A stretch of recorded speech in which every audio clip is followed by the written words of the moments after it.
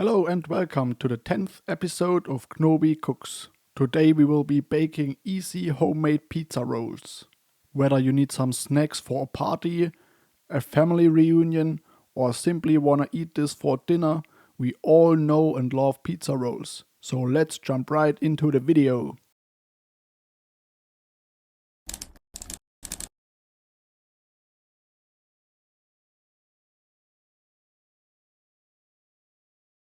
Pizza rolls can be done in many ways. I'll be using salami, some sliced cheese, some sliced ham, dough for 2 pizzas. We need some flour, some tomato paste, olive oil, a set of spices, and I've already prepared 2 baking trays. So let's get started. For starters, we are gonna prepare our pizza sauce. For pizza rolls, I like to use tomato paste and olive oil instead of sieved tomatoes because they are simply less wet and this way the dough won't get soggy. Take a bowl and put a healthy dose of tomato paste into it. Afterwards, we will add our spices and herbs into the bowl. We will start with bell pepper powder and proceed with oregano, basil, salt and pepper. Once we have all our ingredients in the bowl, we will add the olive oil and then mix all our ingredients with a spoon. Mix it thoroughly so the tomato paste, olive oil and spices combine into a more or less homogeneous sauce. And if you are not sure whether you have made enough pizza sauce, well, we can always make some more later on, so don't worry about that. Be advised to not put too much salt into your sauce. We will add salami, ham and cheese later on, and those are already a little bit salty by themselves.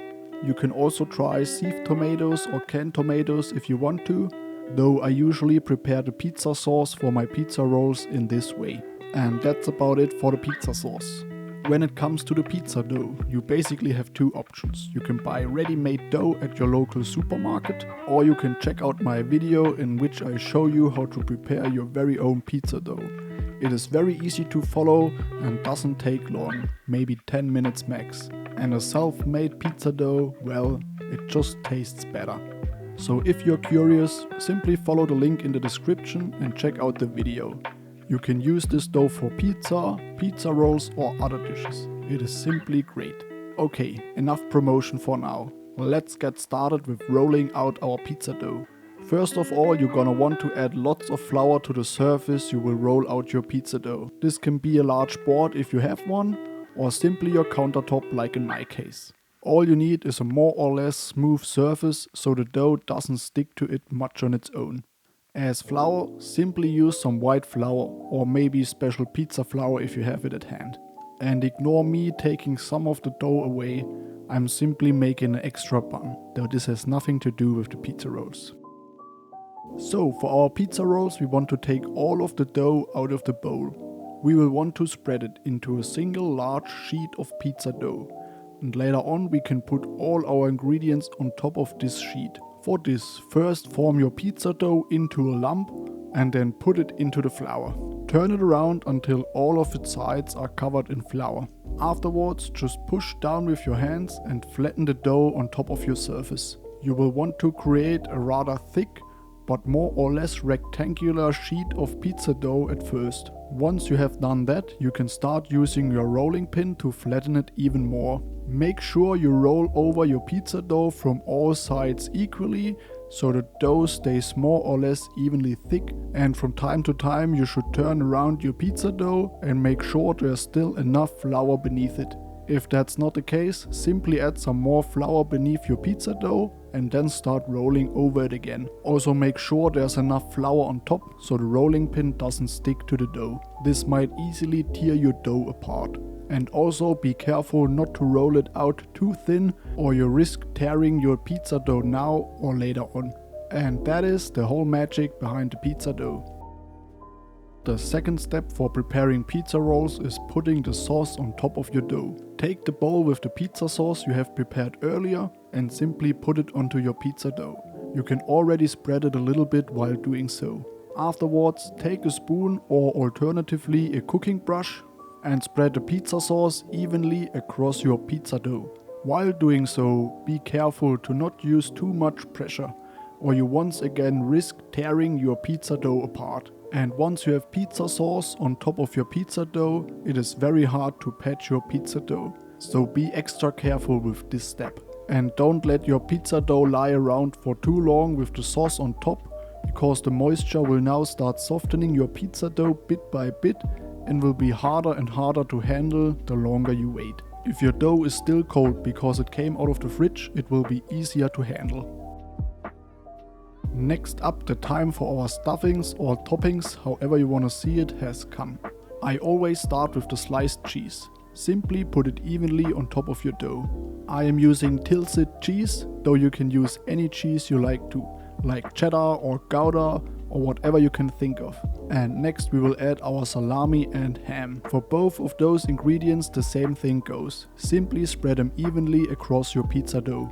I am using plain salami and some air-dried Spanish ham, though you can use whatever sausage or ham you prefer. Great alternatives are boiled or cured ham, or maybe you prefer some smoked sliced ham. Be creative with your toppings and choose the one you like the most. Simply take care to not put too much of them on top of your pizza dough.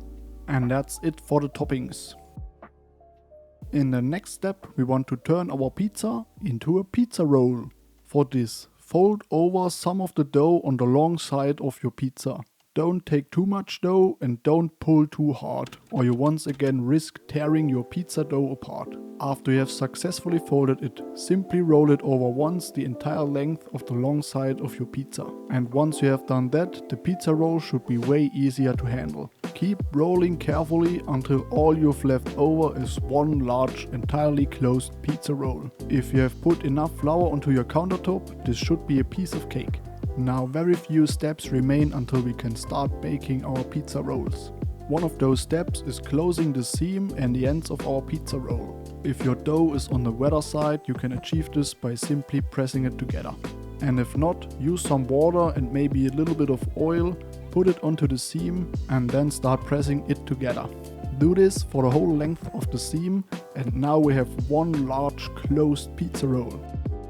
Okay, now we have one giant pizza roll, but we want multiple pizza rolls, so there's only one step left before baking. Let's cut our pizza roll into multiple rolls.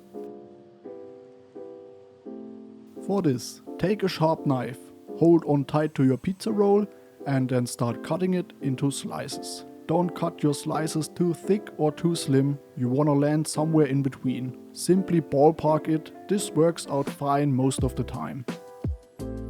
And now that this last step is done, we can put them onto our baking trays. Lift your pizza rolls up carefully and put them into the baking trays.